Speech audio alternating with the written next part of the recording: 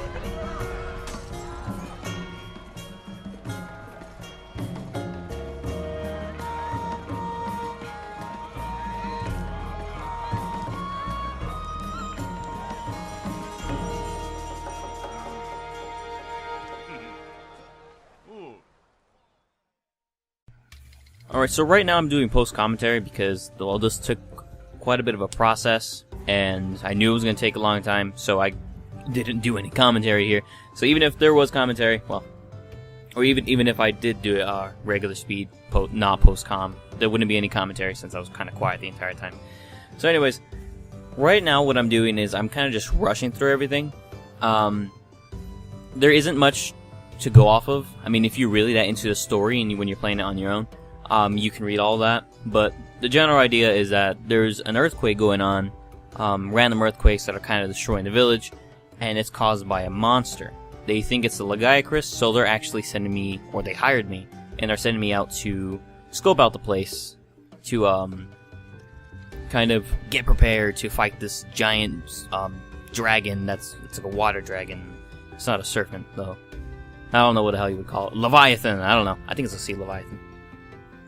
But you're hired on, and you're pretty much just, right now, going through, gathering up some stuff, getting used to the scenery, or the location that you're going to be hunting, since this is to protect the village, of course. And, yeah, it's just a bit of a process. Every time that you do certain things, like if you attack a monster, they'll, like right now, they'll stop you and they'll be like, yeah, you're doing a good job. I like the way you really hit him.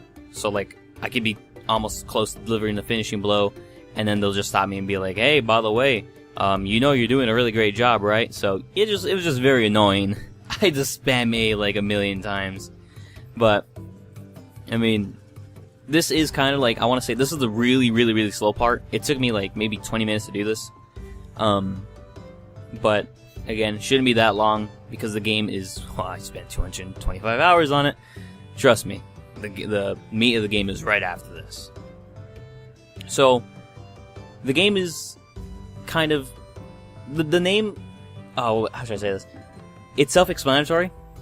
You're hunting monsters, you're carving off body parts, and you're using their body parts to create your armor and weapons and or other things, such as buffs, dash potions in general.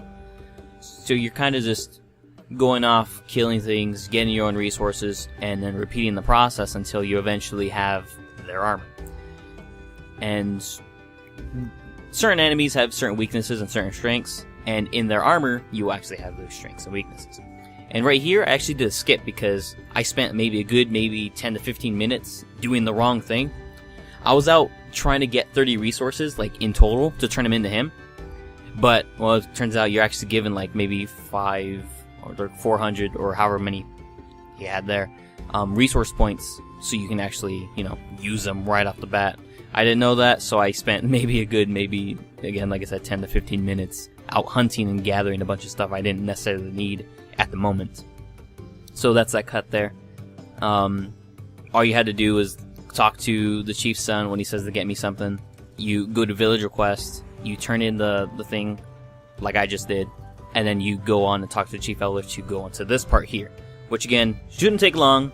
It's maybe around 10 to 15 minutes max time that you're spending to get to, well, where you want to be to start doing quests.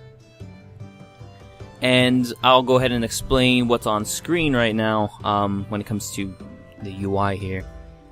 The green bar is, of course, your health. The yellow bar there is your stamina, and you expend stamina whenever you're running, dodging, or using certain things. Like if you're using weapons, like the bow guns, or the bow. Every single time you charge up to shoot, it'll actually use some of your stamina. Other weapons use stamina as well for certain things, but generally swinging with a melee weapon doesn't use stamina, unless you're like, say, the dual blades that I have on right now. If you're in demon mode, it'll actually start to drain that thing like crazy, and giving you a limited amount of time to actually use your demon mode. So you kind of want to keep a good eye on your stamina. You want to always make sure that that's up and running. That always looks good. The yellow flashing sword there, or dagger I should say, is actually your sword sharpness. It's only used for melee weapons, and if it ever drops down the red, or anything lower than what it normally starts out as, you always want to make sure that you are using whetstones to help, make that not so red or so yellow or anything like that. You want to always make sure you keep your weapon at max sharpness, otherwise you do less damage, and, well, again, you don't want to spend an hour fighting a monster when you can spend, 30 minutes fighting a monster. It's general things there. So, right now I'm actually going to the farm to go put something to grow, because to make potions, you're going to need herbs and blue mushrooms. And you run out of those fairly quickly, since you're making lots of potions, because you're always going out on trips, and you're using potions to make mega potions. It's a very, very, draining thing whenever you're going out making potions. So you always want to make sure you're stocked up on herbs and... Actually, I'm not making mushrooms, I'm making herbs. Make sure you're stocked up on herbs and potions, and all sorts of stuff, so in case you ever run out, you always have a supply. Normally this stuff isn't on there. Your screen's normally blank, unless at the beginning it asks you if you want stuff on your screen. On the gamepad, because I'm playing with the Pro Controller, but I always keep the gamepad... I always keep the gamepad nearby, because it always still has very important information. I have the map displayed on there normally, and I also have a few other things displayed on there, such as, like a combination list, my items. If I don't have enough time to hold L, if I'm fighting something or running, I can just, quick access that. But if I did not have my map on my gamepad, it would actually show up on screen, and my health and my items there, so you can see what I currently have equipped, or have to quick access. You would actually have that on the gamepad, so you can always change that. That's the reason why I was kind of standing still for a few seconds a while back, or a few minutes technically, compared to how fast this is going, unlike the original time.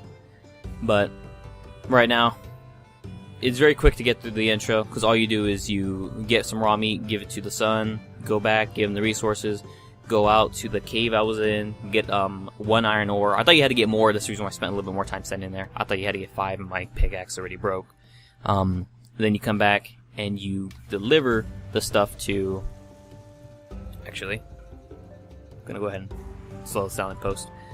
But you deliver the ore or whatever, or yeah, you deliver the ore as another villager request, and then you go and you're actually sent out to kill some fish. If you take the path that I took, that's the fastest path to get all the way to Area 11, and at this point in time, you can actually press pause, or I think it's the back button. You press the back button, you go all the way to the bottom there, and go to return to Moga Village, and that's like the quickest way to get back. So, after that moment, after all that's done, you're done with the intro. Kinda.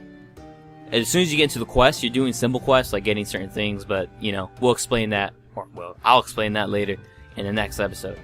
But as of right now, I'm actually going to end it off here. I wanted to make sure I got through the intro here and kind of explain what was going on and what to kind of, like, you know, expect if you're going to be running through the intro like I am.